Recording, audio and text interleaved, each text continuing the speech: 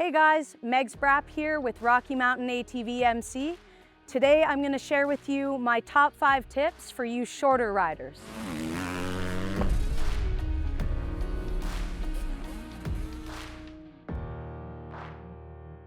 My first tip is going to be working on your technical skills rather than focusing on brute strength.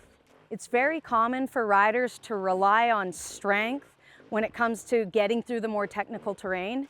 And as a smaller rider, I've realized that getting good at the technical stuff and having proper technique is definitely the way to go. The best thing you can do for your riding is practice the slow speed technical stuff and get to the point where you don't have to put your feet down in the technical terrain.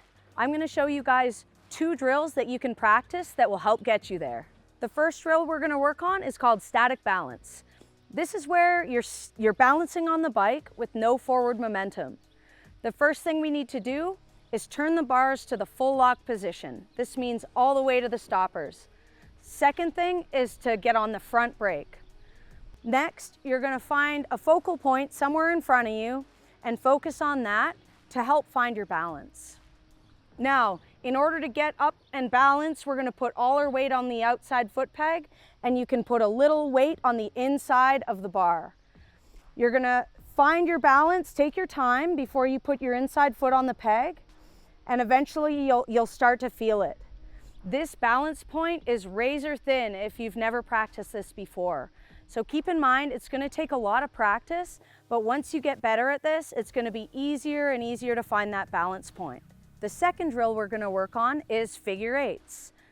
What you want to do is start with a loose figure eight. So this is big enough that you don't really need to use the clutch or anything like that, and slowly start tightening it up. Your goal is to eventually get to the point where you're doing full lock to lock figure eight turns. This is going to involve a lot of clutch control, throttle control, counterbalancing, brake control. Once you get to the point where you can execute a full lock figure eight, you're going to be doing pretty well with your technical skills. Tip number 2 is to really exaggerate your body movements on the bike. As a smaller, lighter rider, my weight doesn't have as much of an effect on the bike. So I have to make sure I'm really on point with my weight placement and exaggerating my movements. An example would be when I'm coming up over a slippery log or a ledge. I really need to make sure I get my weight back over that rear fender to weight the rear tire so that I'm not breaking traction as I come over the obstacle.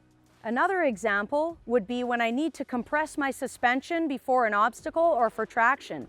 I really need to put all my weight into it to get as much out of my suspension as possible. Tip number 3 is to be efficient on the bike. And what I mean by that is, if at all possible, we want to get the bike to do the work.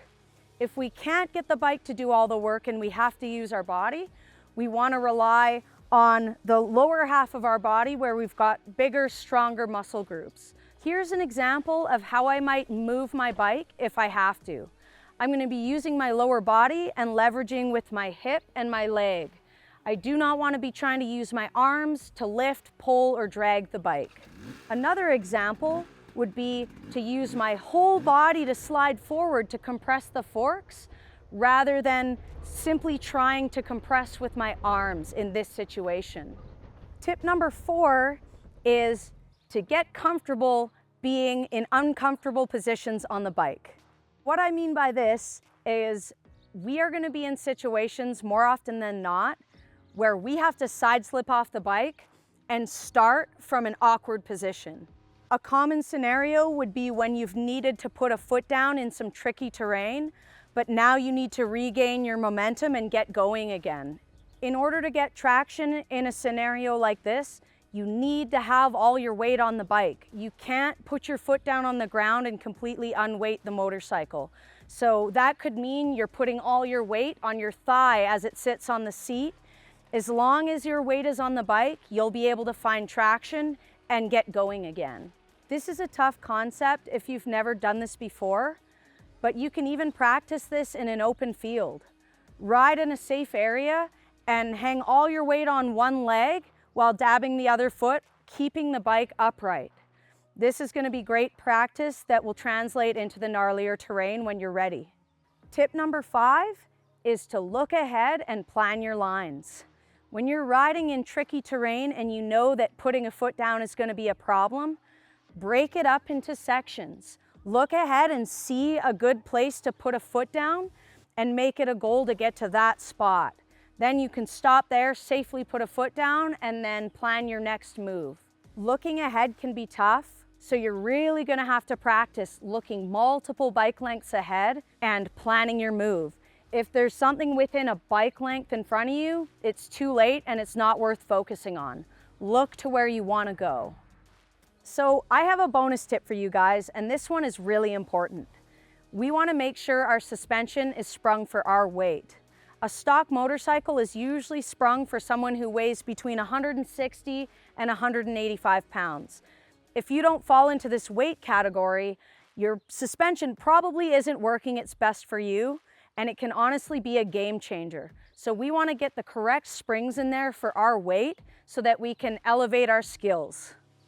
All right, guys, once again, I'm Megs Braap here with Rocky Mountain ATV MC. This was a real quick run through. Obviously, a lot of details go into mastering these skills. If you want to learn more, you can follow me on my Instagram. I'm Megs Braap. I'm also on Facebook, Megan Griffiths Racing, and you can find me on YouTube as well. If you want to attend a clinic in person, I am on tour here in the US. I go state to state teaching clinics, and you can find my schedule on my website, megsbraapofficial.com. Hope to see you there. Thanks.